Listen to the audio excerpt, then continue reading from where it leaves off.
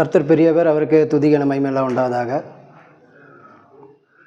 என் பேர் Simon Peter, Theni மாவட்டம் ஆண்டிப்பட்டியில் கர்த்தருடைய ஊழியத்தை செய்கிறேன். சத்தம் கேட்குதா? இது ஜபக்கூட்டமா உபவாச ஜபக்கூட்டமா? உபவாசம். சொல்ல நான் அதுக்காக தான் ஆயத்தப்படுத்தி வந்தேன், அதுக்காக ஒரு செய்தி கொடுக்கணுன்ட்டு. உபவாச ஜபக்கூட்டம். சரி, இயேசு கிறிஸ்து உபவாசம் இருந்தாரா? எவ்வளோ நாள் இருந்தார்? 40 நாள். மனிதர்கள் உபவாசம் இருக்கலாம், அது விசுவாசி இருக்கலாம். கடவுள் இருக்கலாமா? அதனால் இருந்தார். ஏன்னா இந்த ஜபம் அப்படின்றது பிசாசுக்கு பிடிக்காத ஒரு விஷயம். அதுலேயும் உபவாச ஜபம்னா சுத்தமாக பிடிக்காது. ஏடா சாப்பிடாத குழந்தை, பிள்ளைங்க சாப்பிடல, நம்ம சந்தோஷப்படுவோமா? பரவாயில்ல, சாப்பாடு மிச்சமாச்சு, என் பிள்ளைங்க இன்றைக்கி சாப்பிடல. எந்த தாய் தப்புனா சந்தோஷப்படுவாங்களா? என்னாவது என்ன பண்ணுவோம், ஏதாவது சொல்லி என்ன பண்ணுவோம், என்ன வேணும் வாங்கி தரேன்ப்பா, அப்பா ஐயா அம்மா தாயேன்ட்டு அதை ஊட்டிடுவோம். இப்போ ஒரு குழந்தை சாப்பிட்றனால நம்மளை தாங்க முடியலப்போ, கடவுள் தன்னுடைய பிள்ளைங்க சாப்பிடாத நான் சமூகத்தை விழுந்து கிடக்கிறத பார்க்கும்போது அவருக்கு எப்படி இருக்கும்? ரொம்ப மனசங்கடமாக இருக்கும். ஆனாலும் இன்றைக்கி நம்ம என்ன தான் கற்றுனாலும் கதறினாலும் இன்னும் சிலர் தான் பதில் கிடைக்கிது. ஆனால் நிறைய காரியத்துக்கு என்ன ஆகலை? காரணம் என்ன தெரியணுமா வேண்டாவா? தெரியணும். சரி, ஆண்டவர் உபவாசம் இருந்ததுக்கு உள்ள காரணத்தை முதல்ல பார்ப்போம். எங்கே பார்க்குறோம்? மத்தேயு சுவிசேஷம் 3ஆம் அதிகாரம் 4:1 இருக்குது. இதனால் 3:16 முதல்ல நம்ம வாசிப்போம்.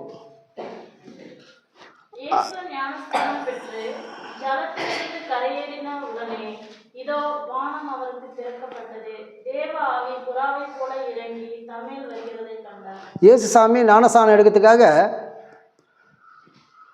அந்த தண்ணீர் அண்டை போனப்போ யோவான் பயந்து போயிடுறாரு. ஐயோ ஐயா, நாங்களாம் உங்ககிட்ட ஞானஸ்நானம் எடுக்க ஆசைப்படுறோம், நீங்கள் போய் என்கிட்ட போய் ஞானஸ்நானம் எடுக்கிறதா? முடியாதியான்றார். அப்போ ஆண்டவர் சொல்கிற அந்த வார்த்தை தான் அங்கே மிக முக்கியம். இப்பொழுது இடங்கொடு, 15ஆம் வசனம் மேலே, இப்பொழுது இடங்கொடு, இப்படி எல்லா நீதியும் நிறைவேற்றுவது நமக்கு ஏற்றதாக இருக்குது என்றார். அப்பொழுது அவருக்கு இடம் கொடுத்தான். அப்போ ஞானஸ்நானம் அப்படின்ட்டு நீதியை நிறைவேற்றுக்கூடிய, சரி நம்ம நீதியை நிறைவேற்றணும், ஏன்னா நம்ம அநீதிமான். ஆனால் கடவுள் நீதிமான். அவர் எதுக்கு நீதியை நிறைவேற்றணும்? ஏன்னா சிலதெல்லாம் பண்ணோம், சிலருக்கு சொல் புத்தி பிடிக்கும், சிலருக்கு சுய புத்தி பிடிக்கும். ஆண்டு என்ன பண்ணால், என் பிள்ளைங்க எல்லாம் என்னையே பார்த்துட்டு இருப்பாங்க. ஐயா சொன்ன மாதிரி அவர் மாம்சத்தில் வெளிப்பட்டார். அப்போ மாம்சத்தை செய்ய வேண்டிய காரியத்தை செய்யணும், பிள்ளைகளுக்கு ஒரு முன்மாதிரியாக இருக்கிறதுக்காக என்ன பண்ணார்? நானும் என்ன பண்ணுறேன், நீதியை நிறைவேற்றேன், எனக்கு இப்போ இடம் கொடுனாரு. யோவான் ஒத்துக்கிட்டார். 16ஆம் வசனத்தில் நம்ம வாசிக்கிறோம், அவர் ஞானஸ்நானம் பெற்று ஜலத்திலிருந்து கரையேறினவுடன் இதோ வானம் அவருக்கு திறக்கப்பட்டது, தேவாவி புறாவை போல் இறங்கி தம்மேல் வருகிறதை கண்டார். 17 அன்றியும் வானத்திலிருந்து ஒரு சத்தம் உண்டாகி, இவர் என்னுடைய நேசகுமாரன், இவரில். இதெல்லாம் மிகப்பெரிய ஒரு விஷயம், மிகப்பெரிய ஒரு சம்பவம். காரணம், ஏசாமி வருத்துக்கு முன்னே ஞானஸ்நான கூட்டம் நடந்தது. யோவான் நிறைய பேருக்கு என்ன பண்ணார்? ஞானஸ்நானம் கொடுத்தார். ஏசாமி ஞானஸ்நானம் எடுத்த காலத்திலே அநேக ஞானஸ்நானம் பெற்றார்கள். சரி, அதுக்கு பிறகு ஞானஸ்நானங்களாம் நடக்குதா? இன்றைக்கி வரைக்கும் என்ன பண்ணுது? உலகம் முழுவதும் கோடிக்கணக்கான மக்கள், பல ஜாதி, பல மதம், பல நாடுகள், உலகம் முழுவதும் இன்றைக்கும் ஞானஸ்நான கூட்டம் நடக்குதா இல்லையா? ஆனால் இப்படி ஒரு சம்பவம் இது வரைக்கும் உலகத்தில் நடக்கலை. என்ன சம்பவம்? வானம் திறக்கப்பட்டதாகவோ, புறா இறங்குனதாகவோ, இல்லை மேலேருந்து ஒரு சத்தம், இவர் என்னுடைய நேசகுமாரன், சகோதரிகளாக இருக்கணும், இவள் என் நேசகுமாரி, இவளை நான் எங்கேயா சொல்லியிருக்கிறாரா? எனக்கும் சொல்லலை, உங்களுக்கும் சொல்லலை, அதான் யாருக்குமே உலகத்தில் சொல்லலை. அப்போ நேசம் இல்லைன்னு அர்த்தமா? நேசிக்கிறாரு, ஆனால் நான் நேசிக்கிறவர்களுக்கு நீங்கள் நேசிக்கிறீங்களா சந்தேகமாக இருக்குது. அவ்வளோதான் விஷயம். ஏன்னா ஞானஸ்நானம் எடுக்கிறது சாதாரண விஷயம் கிடையாது, நீதியாக வாழுது சாதாரண விஷயம் கிடையாது, ஞானஸ்நானம் எடுக்க சாதாரண விஷயம் கிடையாது. அதை விட இது உபவாசம் இருக்கிறது சாதாரண விஷயமே கிடையாது. ஞானஸ்நானம் எடுத்தார். 4:1 தொடங்குது அந்த வசனம். அப்பொழுது இயேசு பிசாசினால் சோதிக்கப்படுவதற்கு ஆவியானவர்களே வனாரத்திற்கு ஞானஸ்நானம் எடுத்து கரையேறாரு. உடனே அவன் வந்து மேற்படியாக கூப்பிட்டு போயிடறான், வாங்கப்பா. நம்மளை அப்படி கூப்பிட்டா போகுமா? ஏற்கனவே நம்ம அங்கே தான் இருந்தோம், அதனால் அப்பப்போ போயிட்டு வந்துட்டு இருக்கிற, அது வேறு விஷயம். ஆனால் இவரை கூப்பிட்டு போனதுக்கு வேறு காரணம், நம்ம போடுறது வேறு காரியம். ஐயா கூட பார்த்தோட ஜெபம் பண்ண, நம்ம பிள்ளைங்கள்லாம் என்ன பண்ணுறாங்க, ஸ்கூலில் படிக்கிறாங்க, காலேஜில் படிக்கிறாங்க, பாவம் பச்சை தண்ணியை போல கூடி. நான் கூட வரவையில் பார்த்தேன், ஐயோ வயிறுலாம் பற்றி எரிஞ்சுது, கண்ணிலலாம் ரத்த கண்ணீர். ஏன்னா எனக்கு 3 பிள்ளைங்க இருக்கிறாங்க. அதுவும் எதை தாண்டி வந்தது? காரைக்குடியை தாண்டி தான் பஸ் வருது. அது வரைக்கும் கொஞ்சம் ஃப்ரீயாக இருந்தது. அங்கே ஏறிச்சு பாரு ஒரு கூட்டம், அதை காத்திருக்கிறது ஒரு கூட்டம். பசங்க தான் அநியாயம் பண்ணுவாங்க. இப்போ பெம்பளை பிள்ளைங்க என்ன பண்ண, நாங்கள் சலைச்சவங்களா? நாங்கள் அரசாங்கம் எங்களுக்கு என்ன பண்ணியிருக்குது? சமமான சம உரிமை கொடுத்துருக்கு, சம வாய்ப்பு கொடுத்துருக்கு, நாங்களும் விட்டு கொடுக்க மாட்டோடா அப்படின்ட்டு அதுங்க பண்ணுற அநியாயத்துக்கு அளவே இல்லாத போச்சு. எனக்கும் 2 பொட்டை பிள்ளைங்க இருக்குது. ஒரு நாள் அதுக்காக தான் ஜெபம் பண்ணிட்டுக்கிறேன். அது உலகத்துக்கும் ஜெபம் பண்ணுறோம், சபை மக்களுக்கு ஜெபம் பண்ணுறோம், அதோட மெயினாக பண்ணுறோம். ஏன்னா ஊழியக்காரன் பிள்ளைங்க எப்போ விழுவாங்க தான் உலகம் காத்து பிசாச்சும் அதான் கண்ணில் விளக்கு வந்து பார்த்துட்டு இருப்போம். அதனால் பாவம் அப்படி போயிட்டுது. நம்முடைய பிள்ளைகள் இந்த கூட்டத்தில் தான் போய் படிக்கிறாங்க, வராங்க, போகிறாங்க. அவங்க முன்னாடியெல்லாம் வாழுது மிகப்பெரிய சொல்கிற மாதிரி இப்போல்லாம் வெளியே ஊழியத்துக்கு போய் பப்ளிக்காக ஊழியம் செய்ய முடியாத சூழ்நிலை. ஆனால் நம்ம தான் என்ன பண்ணோம், நம்முடைய சாட்சி, நம்முடைய பேச்சு, நம்முடைய சுபாவம், நம்முடைய சிந்தனை, நம்முடைய நடவட பாவனை என்ன பண்ணுறாங்க, கண்ணில் விளக்கணை ஊற்றிட்டு 10 பேர் என்ன பண்ணுறாங்க, நம்ம 2 கண்ணு தான் ஆகுது. இப்படி பார்த்தா 2 பேர் தான் பார்க்கணும், இப்படி பார்த்தா 2 பேர். ஆனால் உலகமே என்ன பண்ணுது நம்மளை, அவளை பாரு பார்த்தா போச்சா சார் அப்படின்ட்டு எங்கே போய் பாவம் பண்ணுறது. ஏன்னா எல்லா இடத்துலையும் அவர் இருக்கிறார். மேலே போனாலும் இருக்கிறார் இல்லையா, கீழே போனாலும் டேய் இப்படி மரவா வந்துரு, பஸ் ஸ்டாண்ட் பின்னாடி போயிடுவோம். அப்படியா, ஆமாம் இங்கே யாரும் இல்லை. அப்படியா, உலகத்தை மறைக்கலாம், கடவுளை மறைக்க முடியுமா? முடியவே முடியாது. அதனால் இந்த ஞானசானம் எடுக்கிறதோ, நீதியாக வாழ்கிறதோ, அது இல்லாத இந்த ஜெபம் பண்ணுறதோ, அதை விட உபவாச ஜெபம்ன்றது சுத்தமாக பிடிக்காது. இயேசு கிறிஸ்து ஒரு கடவுளுடைய மனுஷனாக இருந்தும் 1 நாள் 2 நாளில் நம்ம 2 மணி நேரம் கடவுள் சமூகத்தை செலவழிக்க முடியல. எத்தனை பேர் இன்றைக்கும் வரல? அழைக்கப்பட்டவர் அநேகர், ஆனால் தெரிந்து கொள்ளப்பட்ட சிலர்ன்ற மாதிரி ஒரு சிலர் தான் வர முடியும். ஒரு வேளை இக்கட்டான சூழ்நிலை இருக்கலாம். கர்த்தர் மனிதன் முகத்தை பார்க்குறான், இவர் வேணே வரலன்னா, ஆனால் தேவன் இதயத்தை பார்க்குறான். உண்மையாலுமே வர முடியாத சூழ்நிலை தான், கர்த்தர் அவளை மன்னிப்பாராக. ஆனால் உபவாசம் இருந்து ஜெபம் பண்ணுறது ஒரு சாதாரண விஷயம் கிடையாது. ஏன்னா பிசாசு எடுத்து போராட்டம் சாதாரண விஷயம் கிடையாது. என்ன ஆண்டவரையே அழைக்கா தூக்கிட்டு போயிட்டான்னா நம்மளாம் எந்த மூளைக்கு? 2வது வசனம் வாசிக்கிற 4:2 அவர் இரவும் பகலும் 40 நாள் உபவாசம் இருந்த பின்பு அவருக்கு பசி உண்டாயிற்று. இந்த பசி எத்தனை பேருக்கு? நாளைக்கு என்னை பற்றி நான் சொல்லுவேன். நான் எப்படி இந்த ஊழியத்துக்கு வந்தேன், நான் யார், என்னுடைய பேக்ரவுண்ட் என்ன, கடந்து வந்த பாதைகளை திரும்பி பார்க்குறேன், கண்ணீரோட கர்த்தாவை நன்றி சொல்கிறேன்றது. ஏன்னா நாளைக்கு தான் எல்லா மக்கள் வருவாங்க. நாளைக்கு சொல்லுவேன், யாரும் உலகத்தில் யாரும் செய்ய முடியாத ஊழியங்களெல்லாம் செய்கிறதுக்கு கடவுள் என்ன பண்ணார்? 1 மருத்துவ ஊழியம், 2 சட்ட ஊழியம். அதுவும் யாருமே செய்ய முடியாத ஊழியம். ஏன்னா அநேகரால் அதை ஏற்றுக்கொள்ள முடியாது, ஜீர்ணிக்கவும் முடியாது, அங்கீகரிக்க முடியாது. அதுவும் குறிப்பாக பிரதமர் சமூகத்தால் அதை என்ன பண்ண முடியாது, பக்கத்தில் கூட பண்ண முடியாது. ஏற்றுக்கொள்ள முடியாத ஒரு ஊழியம் தான் நமக்கு கடவுள் கொடுத்த ஊழியம். ஆனாலும் இங்கேயே ஒரு சிலர் இருப்பாங்க. நான் உலகம் முழுவதும் இப்போ தான் கொஞ்சம் கொஞ்சமாக இந்த சட்ட ஊழியத்தை முதலாக நான் ஒரு டெய்லி ஒரு 10 பேருக்கு இதை செய்யலாமா வேண்டாமா, ஐயா ஜெபம் பண்ணுங்க, உங்கள் ஆதரவை தாங்கின போது முதலாக ஃபோன் பண்ணி கூப்பிட்ட ஒரே மனுஷன் நம்ம தேவ மனுஷன் அவங்க ஐயா பாண்டியன் ஐயா தான். இந்த மாதிரி தமிழ்நாடு முழுவதும் சிலர் இருக்கிறாங்க. முதல் பயணம், அதனால தான் இவ்வளோ நீண்ட பயணமா. ஏன்னா இதுக்கு இப்போ வரப்போ ஒரு நாள் ஆகி போச்சு. இப்போ இன்றைக்கி நாளைக்கு 2 நாள் ஆகிடுச்சு. இனி திங்கக்கிழமை காலைல புறப்பட்டு அங்கே போகிறதுக்கு ஒரு நாள் 4 நாள் ஓடி போகும். ஆனாலும் முதலாக தேவ மனுஷன் அடித்ததுனால கண்டிப்பாக நம்ம போவோம். இன்றைக்கி நம்ம இங்கேருந்து தொடங்குவோம் அப்படின்றதுக்காக என்ன பண்ணோம், இந்த ஊழியத்தை ஆரம்பித்தோம். சரி, ஏசப்பா 40 நாள் உபவாசம் இருந்தார். மனிதர்களை யாராவது அப்படி 40 நாள் உபவாசம் இருந்தாங்களா? மோசே இருந்தார். யார்? மோசே இருந்தார். மோசே எத்தனை முறை 40 நாள் உபவாசம் இருந்தார்? எத்தனை முறை கணக்கு இருக்குதுல்ல வேதத்தில்? யோசித்து பாருங்கள். அவர் 4 முறை உபவாசம் இருந்தார். 40 நாள்ன்றது 4 முறை இருந்தார். கடவுளே இந்த பூமியில் எத்தனை நாள் தான் இருந்தார்? எத்தனை முறை இருந்தார்? ஐயா, கடவுளே ஒரு முறை இருந்தார், நீ என்ன 4 முறை இருக்கிற? கேட்கலாமா வேண்டாவா? கேட்கணுமா வேண்டாவா? எல்லாத்துக்குமே காரணம் இருக்குது. ஆவிக்குரிய விஷயத்தில் எல்லாத்துக்குமே காரணம் இருக்குது. ஏன்னா ஆண்டவர் 40 நாள் உபவாசம் இருந்து இப்போ ஊழியத்தை ஆரம்பித்தார். எத்தனை நாள் ஊழியம் பண்ணார்? எத்தனை நாள் ஊழியம் செய்தார்? 3 வருஷம் ஊழியம் செஞ்சார். மோசே எத்தனை வருஷம் ஊழியம் பண்ணார்? 40 வருஷம். ஏன்னா அவர் 3 நாளாக பிரிச்சுட்டார். ஃபஸ்ட்டு 40 வருஷம் அரண்மனை வாழ்க்கை, அடுத்தது 40 வருஷம் ஆடு மேய்க்கிற வாழ்க்கை, அடுத்தது 40 வருஷம் வாழ்க்கை ஆண்டோடைய வேலை. இதுங்களை கூப்பிட்டுட்டு சும்மா 10-15 இல்லை, ஒரு 10-20 குடும்பத்தை வச்சுருக்கிற நம்ம என்ன பாடுபடுறோம். அவங்களுடைய நல்லதை கேட்ட நம்ம பேரை விட்டாவோட போச்சு. பாஸ்டர் பேரை மறந்துட்டார். ஐயோ என்னையா பண்ண, எழுதி வச்சுருந்து எங்கே தான் போச்சுன்னு தெரியல. புரியுதுல? அவங்க பேரெலாம் ஞாபகம் இருக்குமா? செய்ய முடியாது. ஏன்னா பட்டயம் உருவத்தக்கவர்கள் எத்தனை பேர் இருந்தாங்க? ஆண்கள் மட்டும் ஒரு 6-7 லட்சம். மனைவிகள், பிள்ளைங்க, தாத்தா பாட்டி, பேரன் பேத்தி, என்னத்துக்கு ஆகுறது? இத்தனை லட்சங்களை கூட்டுக்கிட்டு எப்படி ஏறக்கூடிய 1 கோடி வச்சுக்கோ. எத்தனை வருஷம்? எத்தனை மொத்தமாக தாண்டும்? தாத்தா பாட்டி அம்மா அப்பா இன்றைக்கி மாதிரி பொட்டு சாகர கூட்டம் கிடையாது நம்ம அந்த முன்னோர்கள்லாம். அது மட்டும் 100 வருஷம் 150 வருஷம் வாழ்ந்துட்டு இருக்கோம். ஆனால் எல்லாத்தையும் கூட்டு என்ன பண்ணார்? 40 வருஷம் ஒரு நீண்ட பயணம். அதெல்லாம் நடக்கிற விஷயம் கிடையாது, நம்மளால் கூட முடியாது. இந்த 30 வருஷம் வெற்றிகரமாக முடிச்சுட்டேன். நான் 22 23 தான் ஆகிட்டுக்குது, தடுமாறி தொட்டு பின்னாடி போயிட்டு இருக்கிறேன்னு வச்சுக்கோங்க. அப்படின்னு ஒவ்வொருத்தருக்கும் ஒரு கணக்கு இருக்குது குடும்ப வாழ்க்கைக்கு. ஒரு 2 3 பிள்ளைங்க தான் இருப்பாங்க, மிஞ்சி போனால் ஒரு 4 5 அதிகம் இருக்கும். 1 2 3 4 5 அவ்வளோதான். கேட்டு பாருங்கள், என்ன பிரச்சனை இருக்குது? ஐயா 4 5 தானே வச்சுக்கிறேன், இதுக்கு என்ன பிரச்சனை இருக்குதா இல்லையா பிரச்சனை? அவர் போய் இத்தனை லட்சத்தை வழி நடத்துறது சாதாரண விஷயம் கிடையாது. ஆனால் ஆண்டவர் அவருக்கு சர்டிஃபிகேட் கொடுக்குறாரு. மோசே எங்கும் நம்மகிட்டையும் எதிர்பார்க்குறாரு. ஆனால் அதுதானே இல்லை, அங்கே தானே இழுவரியில் ஓடிட்டு இருக்குது வண்டி. அப்படின்றப்போ இந்த உபவாசம் இருந்து ஜெபம் பண்ணுறது சாதாரண ஒரு விஷயம் கிடையாது. அது ஒரு மிகப்பெரிய ஒரு விஷயமாக காணப்படுகிறது. ஏன்னா நேரம் கம்மியாக இருக்குதுனால சீக்கிரம் ஓட வேண்டிய ஒரு சூழ்நிலை. மோசையை பற்றி பார்த்துருவோமா? எப்பெல்லாம் இருந்தார் உபவாசம்ட்டு? உபாகம புஸ்தகம் 9ஆம் அதிகாரம் 9ஆம் வசனம். உபாகமம் 9:9.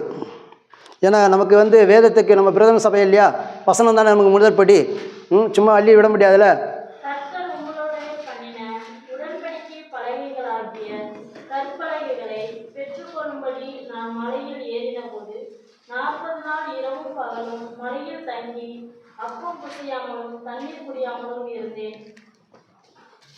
ஒன்பது படிச்சாச்சு. இனி அடுத்தது 18ஆம் வசனம்.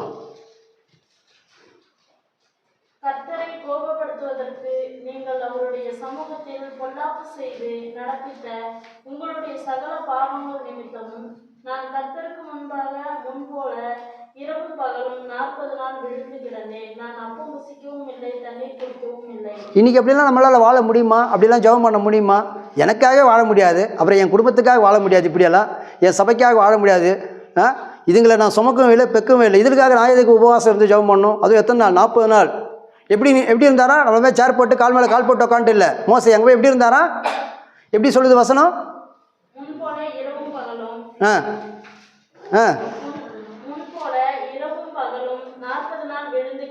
எப்படி கிடந்தாரா? நம்மளால் முடியுமா அப்படியெல்லாம்? மூட்டு வலி ஐயா, அப்புறம் முதுகு வலி, அப்புறம் கால் குடைச்சல். ஏதாவது ஒன்று சொல்லப்பா இல்லையா, நிறைய இருக்குதுயா. சுகர் இருக்குது, ரேஷன் கடைக்கு போனால் சுகர் இல்லைன்றான், டாக்டர்கிட்ட போனால் சுகர் இருக்குன்றான். என்னடா சொல்கிறீங்க, ஆளாளுக்கு ஒன்று சொல்லிட்டு இருக்கிறீங்கன்னு. நம்ம வாழ்க்கை அப்படி ஒரு காமெடி பீஸான, அதுக்கு தெய்வ மக்களோட வாழ்க்கை. உலக மக்கள் வாழட்டும், அது தலையெடுத்து வாழட்டும். ஆனால் தெய்வ மக்கள் வாழ்க்கை இப்படி வாழும்போது தான் அது ரொம்ப வருத்தத்துக்குரிய விஷயமா இருக்குது. 25 படிச்சிங்களா? 25ஆம் வசனம்.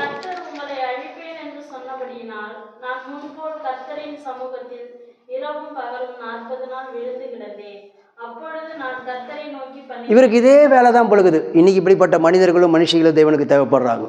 விழுந்து கிடக்கக்கூடிய, அதாவது பிறருக்காக, எனக்காக ஜெபம் பண்ணுறது அர்த்தம் இருக்குது இல்லை, என் குடும்பத்துக்கு நான் ஊழியக்காரனாக இருக்கிற தலையெடுத்து என் மக்கள் விசுவாசிகளுக்காக ஜெபம் பண்ணணும். ஆனால் சராசரி ஒரு விசுவாசி, சராசரி ஒரு மனுஷன் பிறருக்காக ஜெபம் பண்ணணும், அதுவும் சபகத்தில் விழுந்து கிடக்குறது நடக்கிற காரியமா? 10:10 10ஆம் அதிகாரம் 10ஆம் வசனம்.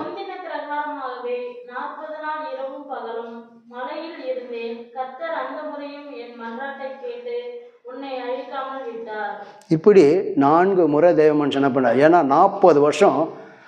ஐயா 30 சொன்னார், நம்ம 40க்கு மேலே வச்சுப்போம். 40 லட்சமுக்கு 40 வருஷம் நடக்கணும், ஒரு சாதாரண அது நடக்கிற ஒரு காரியமே அல்ல.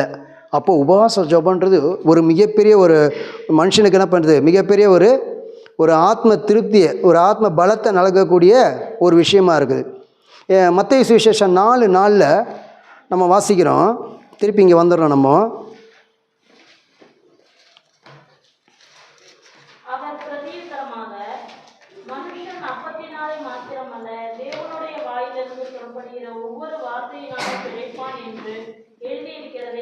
இந்த வசனத்தோட முக்கியத்துவம் என்னன்னு தெரியல. மத்தேயு சுவிசேஷம் 4ஆம் அதிகாரமும் 4ஆம் அதிகாரம் 4ஆம் வசனமும், லூக்கா சுவிசேஷம் 4ஆம் அதிகாரம் 4ஆம் வசனமும் இதே ஒரே போல தான் வரும். மனுஷன் 54 மாத்திரமல்ல, மனுஷ வாயிலிருந்து வார்த்தையெல்லாம் வாழ முடியாது. நம்ம தேவனுடைய வாயின்னு வர ஒவ்வொரு வார்த்தையினாலும் பண்ண முடியும். பழைய ஏற்பாட்டில் இது எங்கே சொல்லப்பட்டிருக்குது? உபாகம புஸ்தகம் 8ஆம் அதிகாரம் 3ஆம் வசனம்.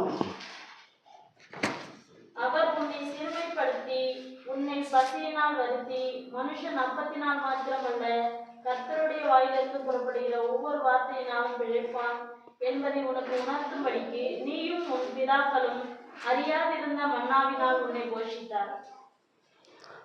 அன்றைக்கி இருந்த மக்களுக்கு அவர் கொடுத்த ஒரு மிகப்பெரிய ஒரு வாக்குத்தத்த வசனம் தான் ஒவ்வொரு வார்த்தையினாலும் இன்றைக்கி நிறைய பேர் இப்போ பேப்பரெல்லாம் பார்க்குறோம், செய்தியெல்லாம் கேட்குறோம், நிறைய பேர் தற்கொலை பண்ணி செத்து போகிறாங்க. காரணம் என்ன?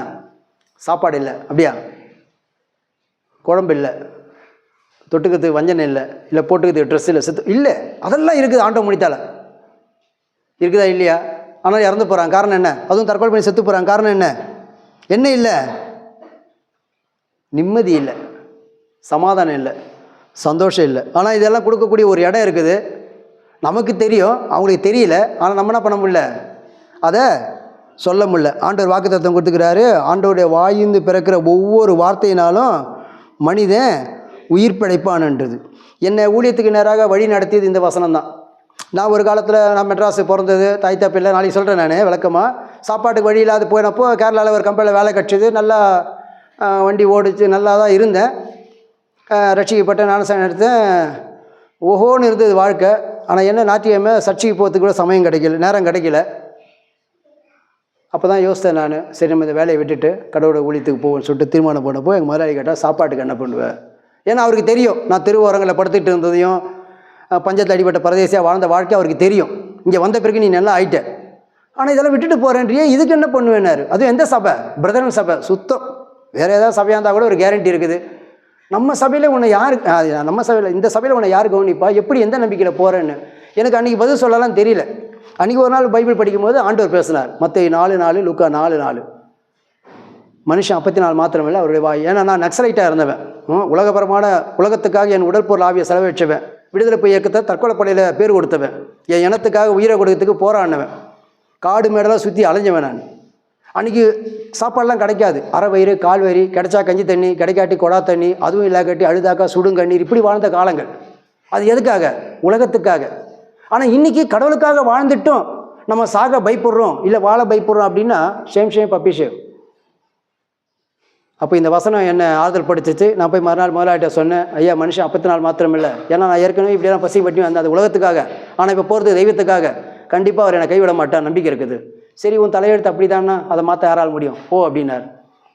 அன்றைக்கி முன் வச்ச கால் தான் இந்த ஓடி போச்சு. 1997 ரட்சிக்கப்பட்டு 98 ஞானஸ்நானம் பெற்றேன். ஓடி போச்சு 30 வருஷம், ஏறக்குறைய 30 வருஷத்துக்கிட்ட வந்துட்டேன் நான். 27 54 கரெக்ட். இதுவரை பிச்சை எடுக்கிற அளவுக்கோ கை நீட்டுற அளவுக்கோ பக்கத்து வீட்டில் போய் ஏதாவது இருக்குதுங்க ஐயா கேட்குற அளவுக்கெல்லாம் ஆண்டவர் என்ன பண்ணல. ஏன்னா வாக்குத்தத்தம் அவர் சொல்லி பேச்சை மாத்திரம் கிடையாது. ஐயோ ஆமாம் போன வாரம் சொன்னேன் நான், அதனால் தான் வந்து கேளுங்கன்னு. ஆனால் இப்படி வந்து கேட்பீங்கன்னு நினச்சே பார்க்கல நான். நேற்று வரைக்கும் இருந்தது, ஆனால் இன்றைக்கி தான் அப்படின்னு இடுபறி இருக்கிற ஆட்கள்லாம் சொந்த பந்தம்னு வச்சுக்கோங்க. ஆனால் ஆண்டவர் அப்படிலாம் கிடையாது. சொல்லிட்டு பேச்சை மாற்றது கிடையாது. சொல்ல மாட்டார், சொன்னால் செய்யாமல் விட மாட்டார். என்னை வழி நடத்தின வசனங்கள் இன்றைக்கும் ஒவ்வொரு மனிதனை வழி நடத்தணும், நம்மளையும் வழி நடத்துகிறாரு. ஆனால் நமக்கு அந்த நம்பிக்கை இருக்குதான்றதை நம்ம உபாகம புஸ்தகம் 8ஆம் அதிகாரம் 4ஆம் வசனம் 8:4.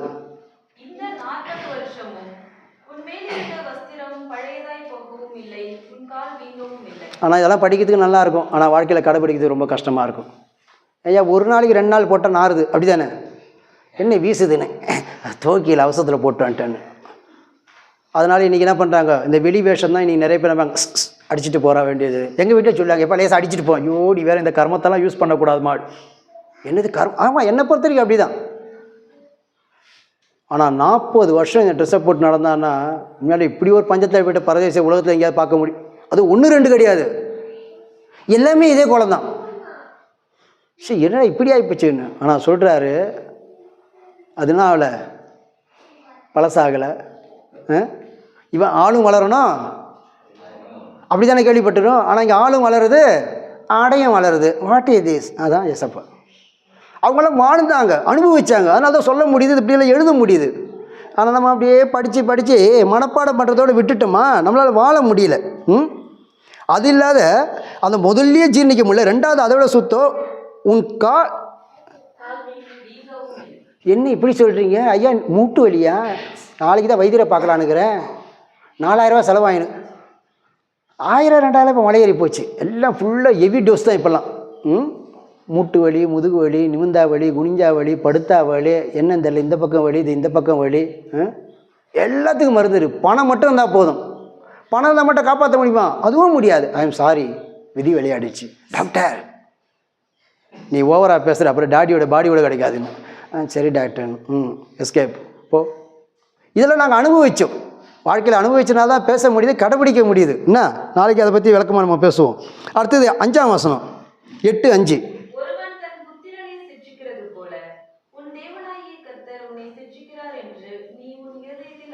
தப்பி தவிர ஏதாவது கஷ்டங்களோ நஷ்டங்களோ ஐயா சொன்ன துன்பங்களோ துயரங்களோ துக்கங்களோ வாழ்க்கையில் வந்தால் தகப்பன் இந்த சேட்டை பண்ணுது, டப்பு 2 போடுவார் அவங்க அப்பா. ஓவராக போச்சுன்னா, அம்மா இருக்கிறாங்களே, அம்மா இருக்கா அப்பா இருக்கு, ஓரளவுக்கு தான். ஓவராக போச்சா டப்பு 2 பிடிக்கும்.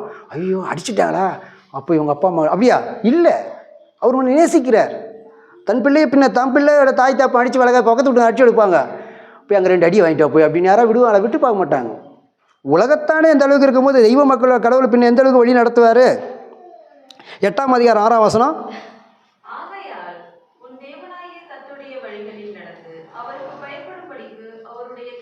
இதுதான் நமக்கு இல்லை இன்னைக்கு. சின்ன பிள்ளைங்களுக்கு சொல்லிக் கொடுக்குறோம், கர்த்தருக்கு பயப்படுதலே. அம்மா நீங்கள், நான் அம்மா, நீங்கள் நான் அப்பா. ஓஹோ, அப்போ நீங்கள் பயப்படக்கூடாது, நாங்கள் தான். நான் சரி சரி. ஏன்னா சின்ன பிள்ளைங்க சொல்கிற வசனம் ஆகிப்போச்சு, இப்போ இதெல்லாம் காமெடி ஆகிப்போச்சு. ஆனால் உலகத்துக்கே சொல்லப்பட்ட ஒரு வசனம். நம்ம தான் முதல்ல என்ன பண்ணோம். சமீபத்தில் கூட வாட்ஸ்அப்பில் ஒரு இதை பார்த்தேன் நான். அப்பா அம்மா ஃபோன் நோண்டிட்டு இருக்கிறாங்க, பிள்ளையும் நோண்ட ஆரம்பிச்சிச்சு. எனக்கு கொடு ஒன்று கொடுன்ட்டுன்னு. டக்குன்னு என்ன பண்ணார், அப்பா வச்சுட்டு ஒரு புக்கை தூக்கிட்டு வந்து படித்தார். படிச்சிருக்கிறாரு. உடனே அதை பார்த்து அவங்க அம்மா என்ன பண்ணாங்க, அவங்கள செல்ஃபோனை வச்சுட்டு புக்கை தூக்கிட்டு வந்து உட்காந்து படித்தாங்க. பிள்ளை பார்த்தது இப்போ ஒரு பொண்ணுக்கு 2 ஃபோன் இருக்குது, ஆனால் 2 வேண்டாம். அது என்ன பண்ணிச்சு, அது ஒரு புக்கு எடுத்து வச்சுக்கிட்டு.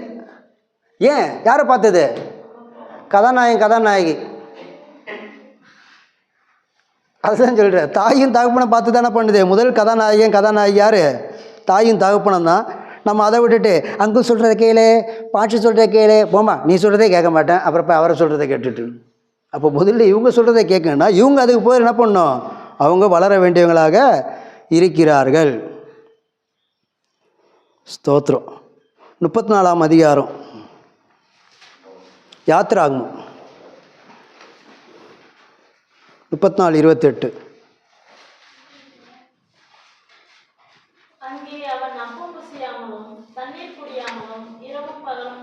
ஓ, அதை வாசித்தோம். டைம் ஓடுதலால் பரபரப்பில் போதுமா. 29 வாஸ்தமா பாருங்கள். 34:29 யாத்திராகமம்.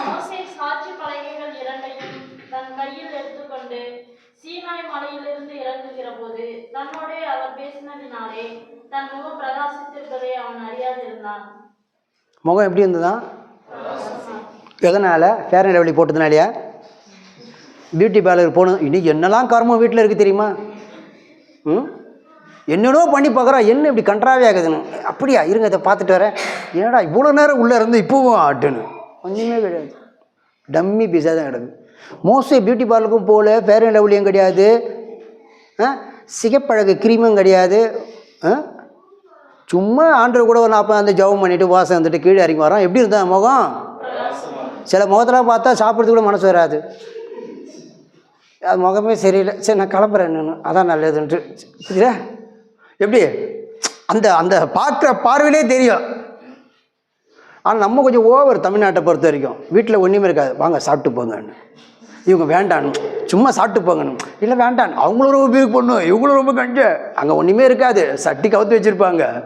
கேரளாவில் அப்படி கிடையாது, சாப்பாடு போட்டே இருப்பாங்க. போதும் அப்படின்னா இன்னும் கொஞ்சம் சாப்பிடுங்க, நம்ம ஊரில் இன்னும் கொஞ்சம், சும்மா ரசத்துக்காங்க கொஞ்சம், இன்னும் கொஞ்சம் அப்படின்ட்டுன்னு. வேண்டான்னு 2 தட்டு அடிச்சுட்டு அனுப்பிச்சு நம்மளுன்னு.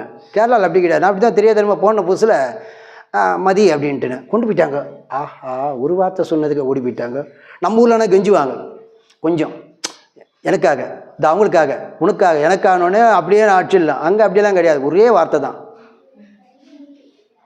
அதே போல் முகம் இறங்கி வந்தார், முகம் எப்படி இருந்தது, ஏன்னா கடவுளுடைய சமூகத்தில் நேரத்தை பார்க்கும்போது அகத்தின் அழகு. சில முகத்தெல்லாம் பார்த்தப்ப நமக்கு ஃபீலாக இருக்கும், ஏன்டா பார்த்துன்னு ஆகிப்போச்சுன்னு. ஆனால் கடவுளோட பிள்ளைகளுக்கு உலகம் கொடுத்த பார்வை, கடவுள் கொடுத்த பார்வை, ஏன்டா பார்த்துன்னு ஆகிப்போகுது அளவுக்கு என்ன பண்ணுது.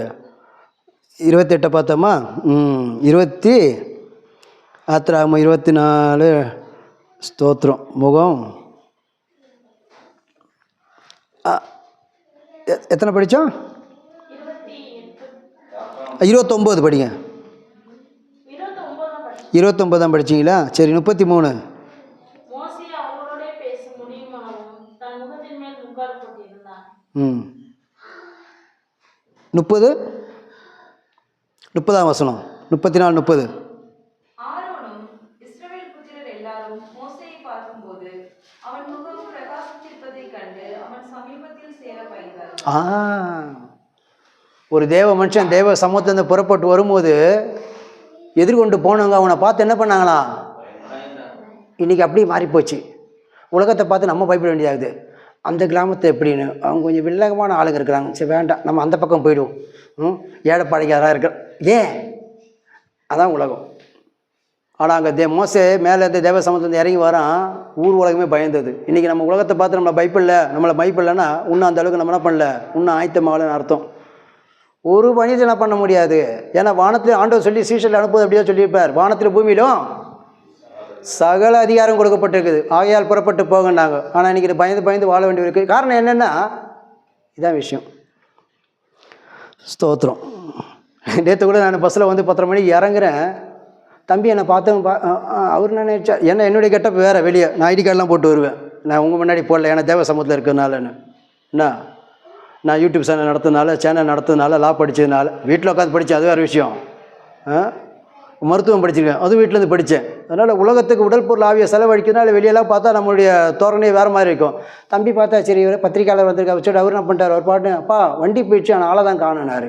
நான் இவருக்கு ஃபோன் பண்ணேன், ஐயா எங்கேயா என்ன, நான் தம்பியை பார்த்து தெரிஞ்சு வச்சேன், முகத்தை பார்க்கும்போது தெரியுது அது கடவுளுடைய மனுஷனோட பிள்ளை தான் வந்திருக்குது அப்படின்ட்டுன்னு. நான் அவரை கேட்குறேன், அந்த ஜீன்ஸு இது மிலிட்ரி டவுசர் தானே? ஆமாம் அப்படின்னாரு. பேர் அப்படின்னாரு. ஐயா பேர் சொன்னால் அப்போ நான் போய் கேட்டேன், என்ன தம்பி, இல்லை நான் உங்கள் ஐடி கார்டை பார்த்தது சரி ஏதோ பத்திரிக்கையாளர் பொழுகுது, ஏதோ பேட்டி எடுக்க வந்திருப்பார் பொழுகுதுட்டு நம்ம கேட்டப்போ வெளியே வேறு மாதிரி இருக்கும். என்ன அதனால் நினச்சின்னு நான் தான்ட்டுன்னு சும்மா பார்க்கும்போது அது உலகத்தை ஒன்றும் இல்லாதவனுக்கு அவ்வளோ இருக்குமானால் அண்டசராகளை படித்த தேவனுக்கு தாசனாக இருக்கிற எனக்கெல்லாம் எவ்வளோ இருக்கும். ஒவ்வொரு தேவ மனுஷனையும் இப்படி ஆக்கணுன்னு தான் நம்முடைய குறிக்கோள் கோட்பாடு. நம்முடைய நாளைக்கு சொல்கிறேன் நான், என்ன சொல்லிகிட்டே இருக்கிறாரு சொல்ல மாட்டேன்றாரு அப்படின்ட்டுன்னு இந்த தொடர் மாதிரி ஆகி போச்சுன்னு. வீட்டில் யாரெல்லாம் தொடர் பார்க்குறீங்களோ கண்டிப்பாக உங்களுக்கு கஷ்டம் தொடரும், கண்ணீர் தொடரும், கவலை தொடரும், துன்பம் தொடரும், துயரம் தொடரும், எல்லா பிரச்சனைகளும் தொடரும். அதனால் இன்னையோட தொடருக்கு ஒரு முடிவை கட்டிட்டீங்கன்னா நீங்கள் தப்பிச்சிங்க, இல்லைன்னா கடவுளால் கூட காப்பாற்ற முடியாது. ஓகே 30 படித்தாச்சு. ஸ்தோத்திரம். இன்றைக்கி உபவாசம் இருக்கும்போது என்ன டல்லாக இருக்குதுன்னு, இல்லை இன்றைக்கி பாஸ்டிங் பேருன்னு பார்க்கும்போதே தெரியுதுன்னு, ரொம்ப டம்மியாக இருக்குதுன்னு. ஆனால் ஆண்டவர் சொல்கிறாரு இன்றைக்கி உபவாசம் இருக்கும்போது முகன படக்கூடாதான், காட்டக்கூடாது. நம்மளால் அப்போ அதை தொங்க விட்டு போகிறது என்னென்னு. இன்றைக்கி பாஸ்டிங் பேர் சாப்பிடாத வர சொன்னார் பாஸ்டன். ஓஹோ அவருக்காக பாஸ்ட் உமக்காக. இதுக்கு பெரிய நிறைய ரூல்ஸ் அண்ட் ரெகுலேஷன்லாம் என்ன பண்ணிக்கிறார் ஆண்டவர். உபவாசம் இருக்கும். மத்தேயு சுவிசேஷம் 9ஆம் அதிகாரம் 14ஆம் வசனம் 9:14. அப்பொழுது யோவானுடைய சீடர் அவர்களிடத்தில் வந்து, நாங்களும் பரிசேயரும் அநேக தரம் உபவாசிக்கிறோமே, உம்முடைய சீடர் உபவாசியாமல் இருக்கிறது என்னவென்று கேட்டார்கள்.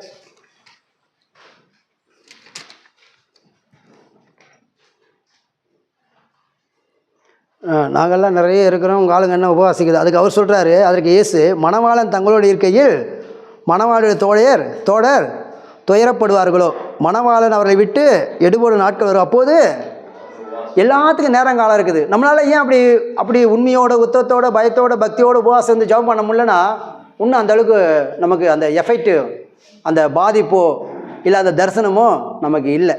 வர வேண்டிய காலங்களில் நம்மளே விழுந்து கிடக்க வேண்டிய காலங்கள்லாம் வரும். அப்படிலாம் விழுந்து பாருங்கள், பவர்ஃபுல்லாக இருக்கும். உனக்கு ஜெபத்துக்கு பதிலும் கிடைக்கும், ஊர் உலகனை பார்த்து பயப்படும். நீ ஒரு தேவனுடைய மனுஷன் ஊர் உலகத்துக்கு என்ன பண்ணும், நீ போஸ்ட் அடிச்சு ஒட்டாதையே தெரியும். லூக்கா சுவிசேஷம் 18ஆம் அதிகாரம் 12ஆம் வசனம்.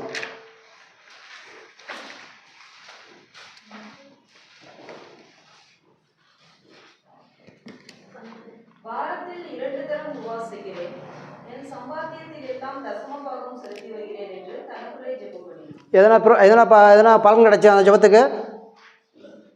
ஆண்டவரே அவனை மாதிரி கிடையாது. நான்லாம் 2 டே பாஸ்டிங் அள்ளி எறிவேன் ஊழியத்துக்கு. எப்படி என்னடா கிள்ளி கூட கொடுக்க மாட்டேன், அள்ளி எறிகிறேன்றானே. பரவாயில்ல, அப்போ ஐயா முன்னாடி வந்து உட்காருங்க சொன்னாரா? நம்ம சொல்லுவோம் ஐயா பெரியவர் தனவான் வந்திருக்கிறார், ஐயா வாங்க வாங்க ஃப்ரெண்டில் கூட வாங்க. அவனை என்ன சொல்கிறாரு அவனல்ல இவனே நீதிமானாக்கப்பட்டான். எவன்? பஞ்சத்தில் விட்ட பரதேசி ஒருத்தன். வானத்தை கூட அம்மா ஆண்டவர் இருக்கிறார். ஏழையாக என் மீது பாவியாக என் மீது. இன்னைக்கு அப்படிலாம் செய்ய முடியல நம்மளால். நான்லாம் யார் தெரியுமா? பேக்ரவுண்டு தெரியுமா? பேலன்ஸ் தெரியுமா உனக்கு? 10 பைசா பிரயோஜனம் கிடையாது. நீ எல்லாம் கடவுளுடைய நாமத்தில் 10 பைசா பிரயோஜனம் கிடையாது. உபவாசம் இருக்கணும்னா அதுக்கென்று சில ரூல்ஸ் அண்ட் ரெகுலேஷன் சட்ட திட்டங்களை கடவுள் வைத்திருக்கிறார். இதுதான் ஏசாயா புஸ்தகம் 58 வசனத்தை வாசிக்கிறோம். வாசிக்கிறதுக்கு நேரம் இருக்காது. அதில் சில வசனம் மட்டும் வாசிப்போம் நம்ம. ஆமாம், 58ஆம் அதிகாரம் 3ஆம் வசனத்தில் வாசிக்கிறோம். நாங்கள் உபவாசம் பண்ணும்போது நீ நோக்காமல் இருக்குது என்ன பாருங்க. இவரே சொல்லிக்கிறார், நான் இங்கே பாஸ்டிங் பிரேயர் இருக்கிறேன், நீ என்ன கண்டுக்காக காணாது, அங்கே போயிட்டு ஆண்டவரை இங்கே வர இங்கே வந்து உட்கார், சொல்கிறதெல்லாம் என்னென்னு கேளு. அவருக்கு என்ன பண்ணுறாரு? ஆர்டர் போடுறாரு. என்ன நீ பாட்டு கண்டு காணாமல் போயிட்டுக்கிற, வேலை மட்டும் உனக்காக வந்து என்ன பண்ணுறேன், நான் காலையில் பச்சை தண்ணி கூட குடிக்காது விழுந்து கிடக்கிறேன், நீ பாட்டு அசால்ட் அந்த தெருவுக்கு போயிட்டுக்கிற. வாரமையா. அதுதான் இன்றைக்கும் நிறைய பேர் அப்படி தான். யாருக்காக? இந்த பாஸ்டர் தொல்லை தாங்க முடியாதுக்காக. ஓஹோ, அவள் எதிர் வீட்டுக்காரிக்காக. ஆமாம், பின்ன அவள் ஆடுற ஆட்டத்துக்கு கொஞ்சம் நெஞ்சுமா.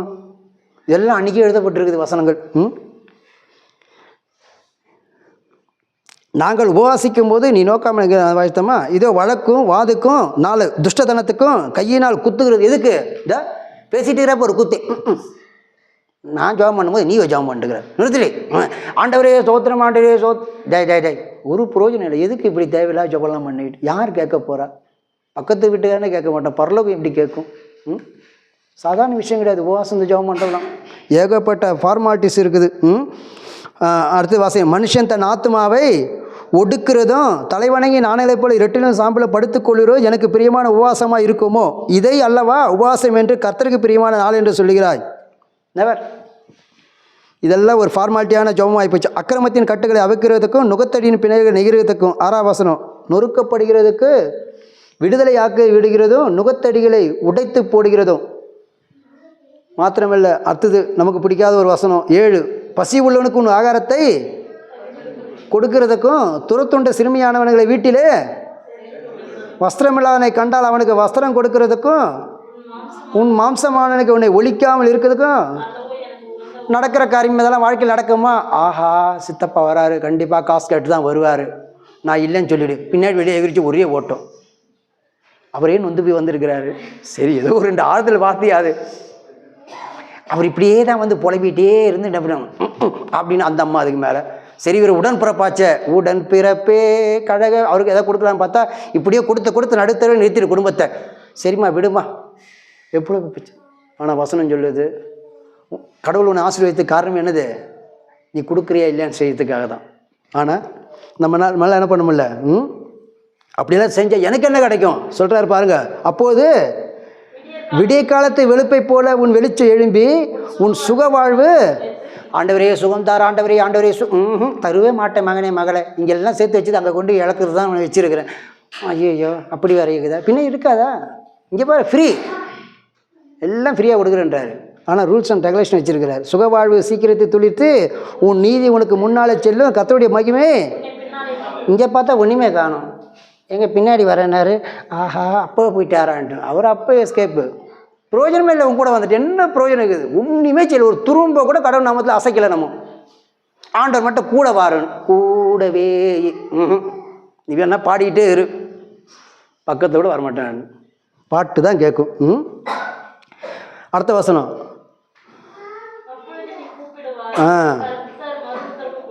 இங்கே கூப்பிட்டு பார்த்துட்டு ஒரு உத்தரவும் காணும். ஆனால் எப்போது நீ செய்ய வேண்டியதெல்லாம் செஞ்சுட்டு கேட்கும் போது நீ சத்தம் விடுவா, இதோ சொல்லுவார். நுகத்தடியையும் விரல் நீட்டுதலையும் நிவச்சொல்லியும் நீ உன் நடுவில் இருந்து இப்படி அகற்றாத நீ கேட்டால் என்ன தான் கூப்பாடை போட்டு குட்டிக்காரனாட்சா கூட பக்கத்தில் கூட பாட்டு வருவார், வரமாட்டார். No chance. நீங்கள் தொடர்பு கொள்ளும் சந்தாதாரர் வேறொருவரும் பேசி கொண்டிருக்கிறார். இங்கே நான் ஃபோன் போட்டுக்கிறேன், அதுன்னு உனக்கு அவரோட பேச்சுன்னு. ஆமாம், முக்கியமானலாம் இருப்பாங்க. உன் ஃபோனை கட் பண்ணுறான்னு அர்த்தம் தேவையில்லை. வெட்டி குட்டி பேச்சு பேசிகிட்டு இருக்கோம். கட் பண்ணுறாங்களே இல்லை சிலர்.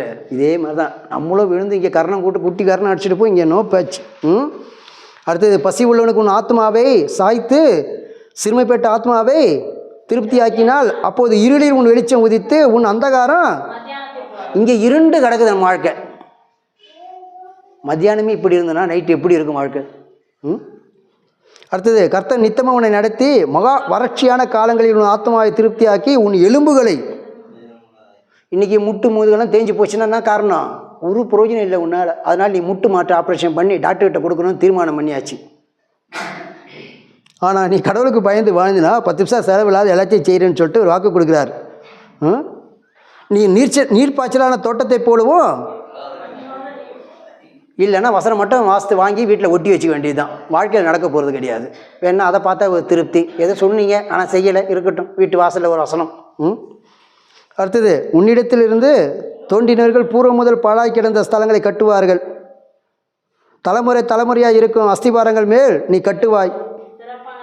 அடைக்கிறவரும் குடியிருக்கும்படி பாதைகளை திருத்துரு என்று நீ. நமக்கு பேர் எதனா இருக்குது நம்ம ஊரில் வந்தா அந்த வெட்டி பயலான் அந்த தொணத்தொணத்தை பேசிட்டு அந்த பொம்பளையா இந்த பக்கத்து வீட்டு காரியத்தையே பேசிட்டு உக்காட்டுக்குமே. நமக்கு ஒரு பேர் நம்ம ஊரில். ஆனால் இங்கே பைபிள் சொல்லுது வேறு பேர்களை கொடுக்குது. ஆனால் அதுக்கெல்லாம் கடவுள் சமூகத்தில் விழுந்து கிடக்கிற மக்களுக்கு மட்டும்தான் என் பரிசுத்த நாளாகிய ஓய்வு நாளுக்கு உனக்கு இஷ்டமானதை செய்யாதபடிக்கும் உன் காலை விலக்கி உன் வழிகளின்படி நடவாமல் உனக்கு இஷ்டமானதை செய்யாமல் உன் சொந்த பேச்சை பேச. என்னையா இப்படியெல்லாம் சொன்னால் எப்படி உபவாசம் இருக்குது? நம்ம நாங்கள் அன்றைக்கி தான் வீடு வாசலில் கடவுளாம் துணியெல்லாம் துவைச்சி போடலாம், இந்த பழைய அடுக்கு மூட்டை வேறு இருக்குது, இன்றைக்கி தான் நேரம் கிடச்சிருக்குதுன்னு சொல்லிட்டுன்னு என்ன சாப்பிடலையான்னு. இல்லைக்கா இன்றைக்கி உபவாசம். வீடு வாசல் ஆமாம் சும்மா உட்காந்துக்கிறதுக்கு அதெல்லாம் கழுவி விடுவோம், துவைச்சி போடுவோம் அப்படின்னு சொல்லிட்டு பக்கத்து வீட்டில் இருக்கிற குறைகளை சொல்லிக்கிட்டு. ஆனால் சாப்பாடு கிடையாது. உனக்கு இஷ்டமானதை பேசாமலும் ஓய்வு நாளை மனமகிழ்ச்சி நாள் என்றும் கர்த்தருடைய பரிசுத்த நாளை மகிமையுள்ள நாள் என்று சொல்லி அதை மகிமையாக எண்ணுவாயால் அப்போது கர்த்தர் மனமகிழ்ச்சியாக இருப்பார். பூமியில் உயர்ந்த இடங்களில் உன்னை ஏறி எடுக்கும்படி பண்ணி உன் தகப்பனாகிய யாக்கோபுடைய சுதந்திரத்தை உன்னை போஷிப்பேன் என்று. பக்கத்தில் இருக்கிற வாய் சொன்னாலே நம்மளால் தாங்க முடியாது. நீ எல்லாம் உருப்படம் அப்படி சொல்லாதக்கா. கேட்கும்போது மனசு ரொம்ப சங்கடமாக இருக்குது. அது வாய் கழுவாது, பல்ல கூட தேய்ச்சிருக்காது. அது சொல்லும் போதே நமக்கு இவ்வளோ சுகமாக இருக்குதுன்னா இங்கே கடவுள் கேரண்டி கொடுக்குறாரு, கர்த்தருடைய வாய். ஆனால் இதை கேட்கறதுக்கு தான் நமக்கு ஆள் இல்லை. போதும் நினைக்கிறேன். மீதியெல்லாம் கர்த்தர் அனுமதித்தார். பரலோகத்தில் போகும்போதும் கடைசி நாளில் இப்படி தான் 2 கூட்டமாக பிரிச்சுட்டு வலது பக்கத்தில் ஆசீர்வதிக்கப்பட்டவர்களே சபிக்கப்பட்டவர்களே, ஐயோ தப்பாக எடுத்துக்காதீங்க, இந்த பக்கம் சபிக்கப்பட்டவர்களே என்னை விட்டு அகன்று போங்கன்னு. அப்படி என்ன அவ பண்ணா அப்படின்ட்டான்னு. பசியாக இருந்தேன் ஆகாரம் கொடுத்தீங்க, தாகமாக இருந்தேன் தண்ணி கொடுத்தீங்க, வஸ்திரமில்லாத இருந்தேன் வஸ்திரம் கொடுத்தீங்க, சிறையில் இருந்தேன் வந்து பார்த்தீங்க, அப்புறம் நோயாக இருந்தேன் விசாரிச்சிங்க. உடனே இவங்க சண்டைக்கு போகிறோம். எப்போ ஆண்டவரை? ஒரே ஒரு ஃபோன் அல்ல ஒரு மெசேஜ், ஒரு வாட்ஸ்அப் கால், யூடியூப் வந்துகளே உனக்கு ஒன்று அனுப்ப வேண்டியதானே. சில்லி சிக்கனும் கொக்கோ கோலா வாங்கி கொடுத்துருப்பேன்ல நான். ஆண்டவர் கேட்பாரா? இன்றைக்கி கடவுளுக்கு படைக்கணும்னு சொல்லிட்டு எவ்வளோ செய்கிறாங்க பார்க்குறீங்களா? பேப்பர்லாம் பார்க்குறீங்களா? 1000 ஆடை வெட்டினா 500 ஆடை வெட்டினேன்னு அவர் சாப்பிட்டுட்டு என்ன உப்பு கம்மியாகுது மிளகு கம்மியாக ஒன்றும் கிடையாது. தொட்டு கூட பார்க்க போதுங்க. ஆமாம் உப்பு கம்மியாக இருக்குது நவர் நான் எதாவது சாப்பிட்டு போகும். அதனால் இந்த ஏழ்மையானவனுக்கு எதை செய்கிறியோ அதை அவங்களுக்கு தான் பரலோகத்தில் முன்னிடமா.